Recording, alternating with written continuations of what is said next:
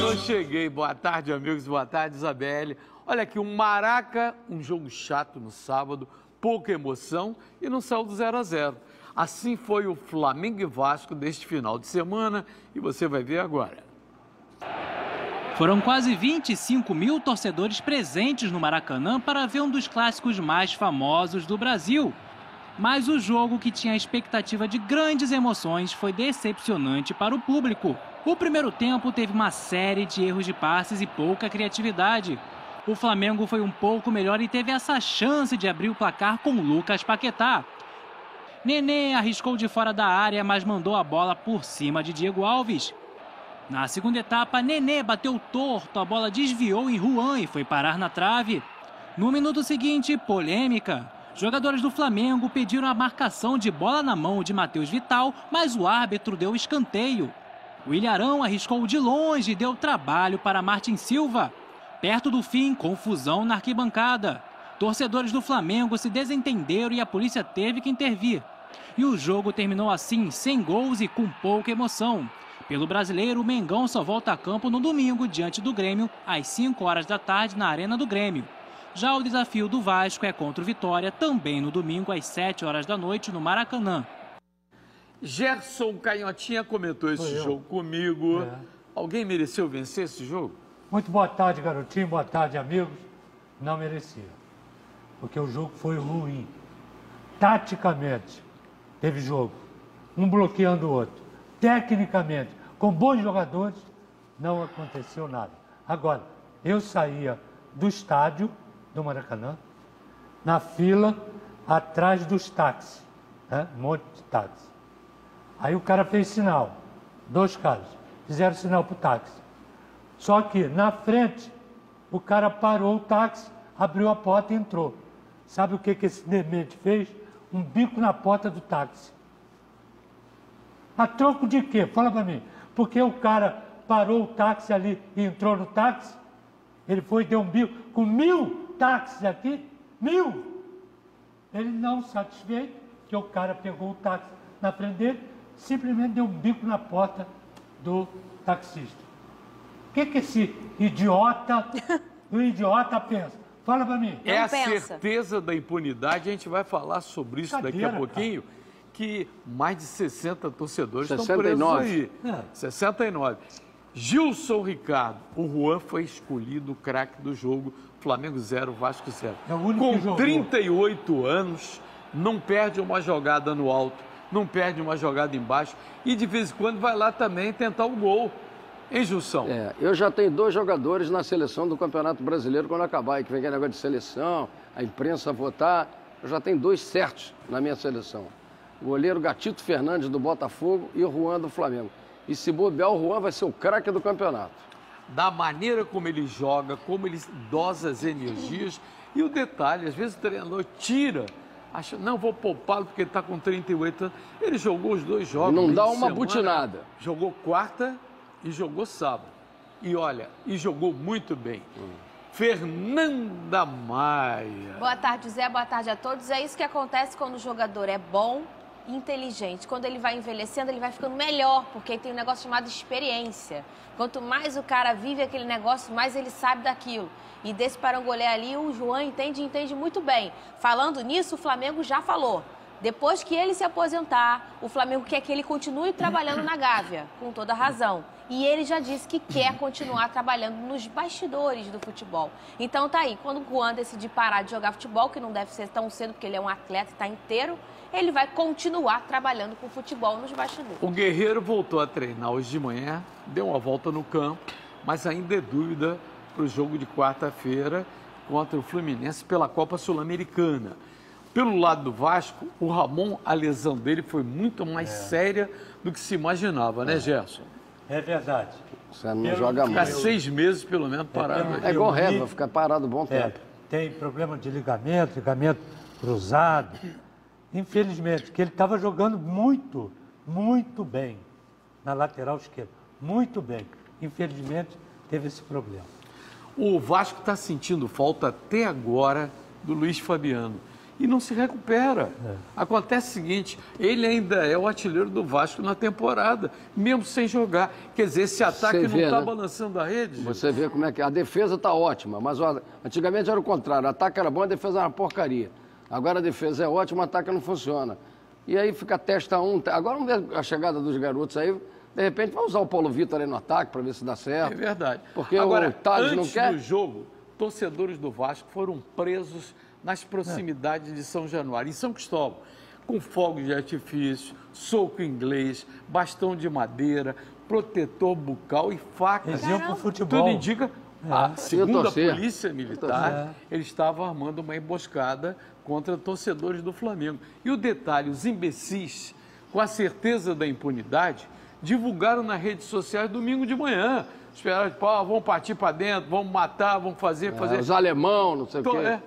Acha que todo mundo é idiota? A Polícia Militar trabalhou com inteligência. Um beijo para a Polícia Militar, que mais uma vez foi muito efetivo. A gente fica aqui porque, olha só, o Rio de Janeiro está passando por esse caos que a gente está passando. Acabamos de ver tudo o que acontece aqui com Isabelle. E a gente ainda tem que se preocupar com praça esportiva. Pensa que o esporte é para você, é o seu hobby, para você se divertir, torcer. Agora você brigar por causa de time, eu juro que eu não entendo. E mais do que isso, no momento que a gente vive hoje, as pessoas estão à flor da pele, as pessoas estão destemperadas. Bem feito para vocês, criaram essa emboscada que vocês não são torcedores, tá? Estão presos. Estão presos.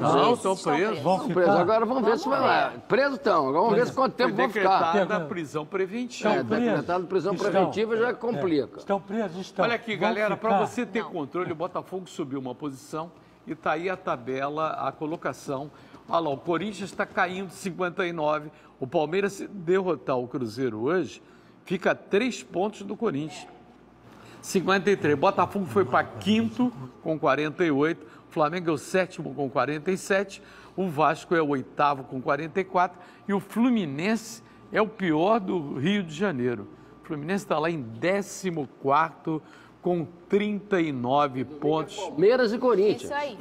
Hoje tem Palmeiras e Cruzeiro. Se o Palmeiras ganhar do Cruzeiro hoje, encosta mais ainda. E domingo tem Palmeiras e Corinthians, e Itaquerão. Se o Palmeiras vencendo hoje, ele fica a 3 pontos do Corinthians e empata no número de vitórias. Se ele vence o clássico domingo contra o Corinthians, o Palmeiras passa o Corinthians na tabela. Ô, Gerson, como é que você explica essa campanha do Corinthians? Disparou, todo mundo dizia assim, não precisa nem disputar o campeonato, já é do Corinthians. Mas sabe o que? Tem várias explicações. Uma delas, ele não teve jogador no início, essa arrancada. Jogadores contundidos, jogadores na seleção, jogadores com cartões. Então, de repente, e os outros que poderiam brigar com ele, hoje eu e o Gilson estamos conversando sobre isso. Palmeiras, Cruzeiro, Grêmio, Flamengo.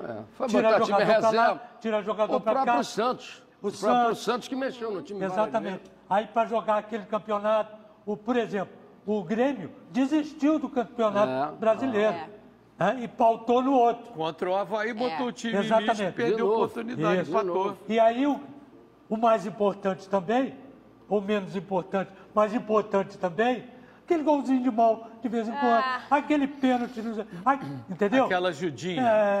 Agora, o Botafogo foi até Minas enfrentar o Atlético Mineiro e também ficou no empate sem gols. Você vai ver os lances. Atlético Mineiro e Botafogo se enfrentaram na tarde de domingo no estádio Independência, mas não saíram do 0-0. No primeiro tempo, foi a equipe carioca que começou melhor e dominou os 20 minutos iniciais. Vitor Luiz cruzou na cabeça de Bruno Silva, mas ele foi atrapalhado por Brenner na hora de finalizar. O Galo só começou a levar perigo pouco antes do intervalo. A segunda etapa foi mais movimentada. O Botafogo quase abriu o placar aos 28 minutos. Guilherme recebeu esse belo passe de Vinícius Tanque e chutou forte, mas Vitor fez essa grande defesa. Os mineiros responderam com essa bola na trave de Rafael Moura. No fim, polêmica. A bola pegou no braço de Igor Rabelo dentro da área, mas o árbitro mandou seguir o jogo. E foi só. No sábado, o Fogão volta a campo diante do Fluminense às 7 horas da noite no Newton Santos. E o Jair Ventura gostou desse empate lá no estádio de Independência, Fernando. E eu acho que foi merecido. O Atlético e o Botafogo jogaram. Um pouquinho jogou aqui o Botafogo, uns 10 minutos, a pressão do Botafogo. Depois, pressão do Atlético. Chances iguais para ambos os lados, então eu acho que valeu mesmo o empate. Se alguém vencesse ali, não seria tão justo, mas futebol nem sempre é, né? Eu acho que estou com o Jair.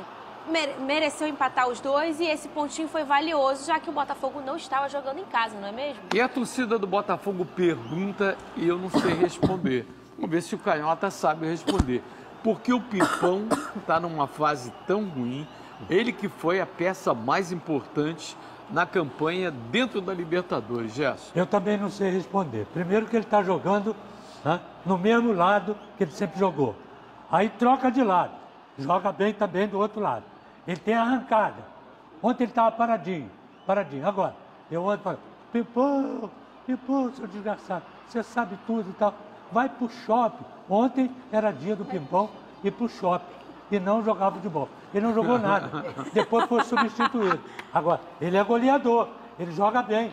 E o Botafogo, o ataque do Botafogo depende dele sim. Ele corre pra caramba. E o Botafogo encara o Fluminense sábado às 7 da noite. É um novo dia e novo horário de clássicos.